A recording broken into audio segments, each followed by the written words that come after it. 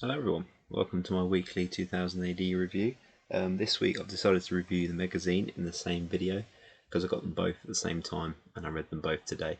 I'm going to hold these here for a little while because hopefully this will automatically generate the thumbnail I can use for the video, and if not I'll just screenshot it or something, but just trying to save myself some extra work because you can see what I'm talking about right there. So we did 2000 AD first. This is Prog 2204. Coming out today when you watch this. I'm gonna post it up on Wednesday. Today is the Tuesday.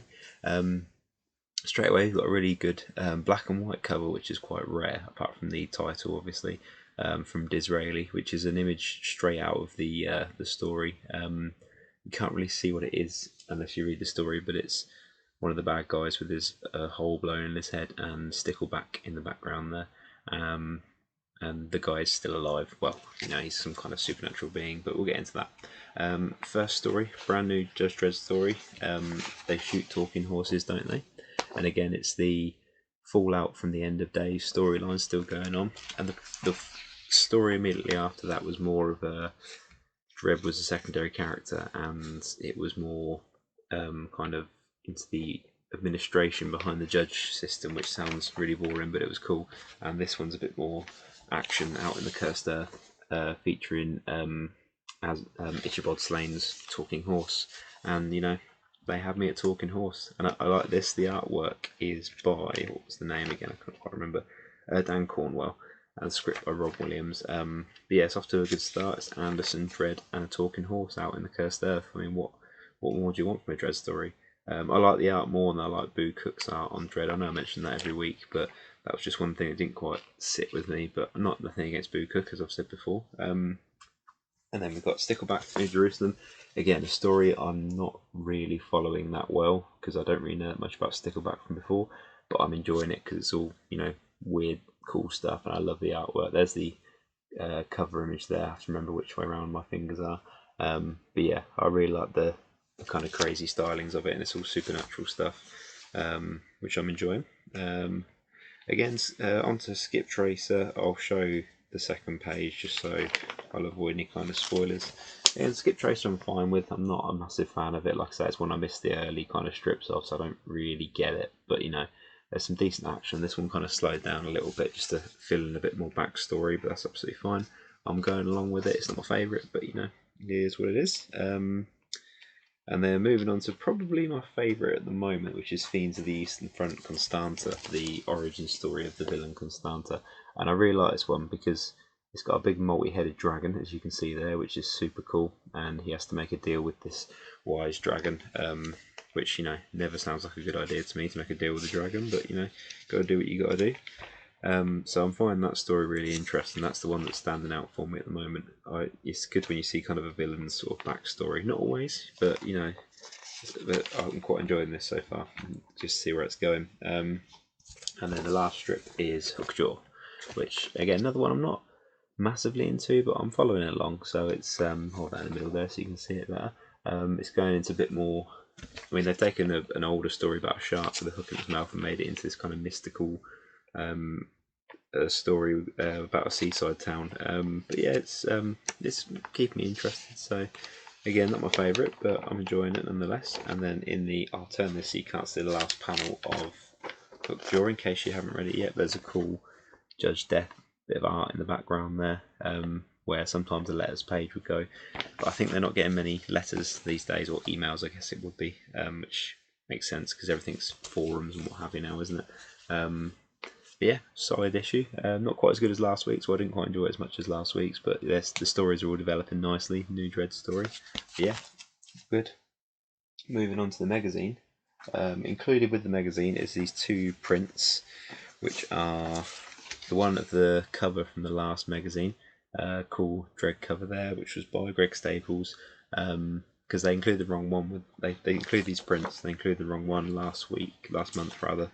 So they've sent two this month, and this is this month's cover with Judge Death and all kinds of ghostly stuff going on, which is cool. Again, I've not really got anywhere to put these. As you can see, my wall behind me is covered, but they're cool to have.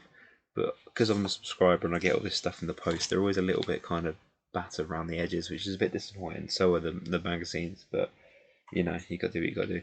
It also included another collection of Bob Burns' Twisted Tales, which I haven't read yet. I read the last volume I did a few months ago, and last month's issue had the encyclopedia, which I assume would be an ongoing thing, but now they've gone back to a graphic novel, which is cool. I won't complain. I was a bit mixed on these. I like the art style, and I like it's one guy doing the writing and the art, but there's no dialogue in them, which is fine. I get that it's a choice, and it's an interesting choice. But for me, I find that hard to follow. I don't know if I'm just stupid. I must be. But I mean, you can see like the kind of cool artwork that's pretty kind of out there, a little bit cartoony, but kind of a bit dark and around the edges as well, and that kind of thing. It's a mixture of black and white and colour, and it's just there's if I remember rightly from before, there's no real like theme. It's just kind of these dark little tales that cover all kind of different aspects from sci-fi to monsters and stuff like that. But moving on to the main event, you've got the Judge Dredd Megazine. Again, there's that cool death cover. It does fold out into like a double thing there as well. I like that cover. I think that's Nick Percival, if I remember correctly. Yeah, Nick Percival. I like that style with the Dark Judges stories. Start with Judge Dredd, Victims of Bennett Beanie, which is an okay story. I'm not massively into it, but you know, it's a good little action story, kind of go back and forth. I like the artwork. There's a Mechanismo droid. Someone tell me how to pronounce that, 'cause I'm not sure. Which I always enjoy. They're quite cool looking. So yeah, some pretty good action in there. The thing with the magazine, the stories are longer, so it takes more to flick through. But Megatropolis is shaping up nicely. It's an alternate timeline Mega City one, which I'm amazed they haven't done much of with Dredd in my experience. Like it's a different telling of the story, but you can see kind of the cool atmospheric kind of artwork there. But yeah, it's kind of reintroducing the characters in the Dredd world in like a different setting, which is quite good. But that's developing nicely. I'm enjoying that one. Next story is Dreadnoughts, which is kind of the early days of the Judge system. The artwork in this is very, very striking. I like it quite a lot. I feel like I'm getting a bit too much glare out the window in a minute, but I mean, you can still get the general idea of it. But yeah, that story shaping up nicely. This was a bit more kind of procedural this month's story, but it's building pretty good. It's building pretty nicely. I'm interested to see where it goes, and so I like the art as well. Next story was, I mean, there's an article in the middle there about We Only Find Them When They're Dead, which is a new series from Al Ewing from Boom Comics. So a little interview with him there, and promoting like the new series, which is cool. And then there's another one about Dreadnoughts, the strip I just talked about, another interview with the creators there. It's good in the magazine. You do kind of get these articles and stuff that are quite cool. They're there if you want to read them as well. Next one is The Returners, which is another Dredd World story. And I really like the art on this one. It's all very big and bold and striking. Like you can clearly see what's going on. I like the kind of the big page there, kind of thing, the splash page. Again, it's another one I missed kind of the early days on. I'm not 100% sure on it, on what's the backstory is, but I'm still enjoying it, so that's the main thing. It's just the second page here, and you can see quite the big single page layouts there, which are cool. And then we move on to Deliverance, which is the Dark Judge's story, which is all about Judge Death and all the creepy people that he's involved with. And this is very kind of, you know, said before, kind of painting style artwork, and I feel like there's probably some photography in there as well. If anyone does know how this art is done, please let me know, because I'm quite curious about it.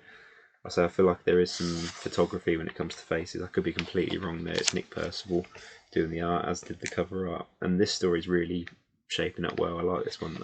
I mean, like everyone, I'm a big Judge Death fan. I don't really see him in much these days. I can't remember the last time I read a Judge Death story. But this is suitably creepy. And the thing that makes me laugh is that from the last story, Judge Death is encased in a rubber...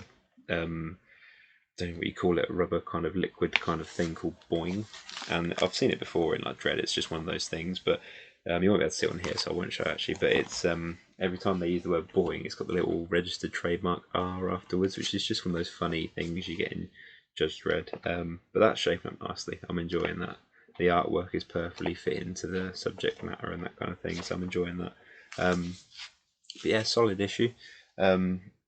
It was a tough act to follow from, I mean, this is issue 425, the last one was 424, which was the anniversary issue, so that was a tough one to follow because that was a big issue and it started a lot of big, bold beginnings to certain stories, but I think they're shaping up nicely there. The second part's probably a tricky one to do.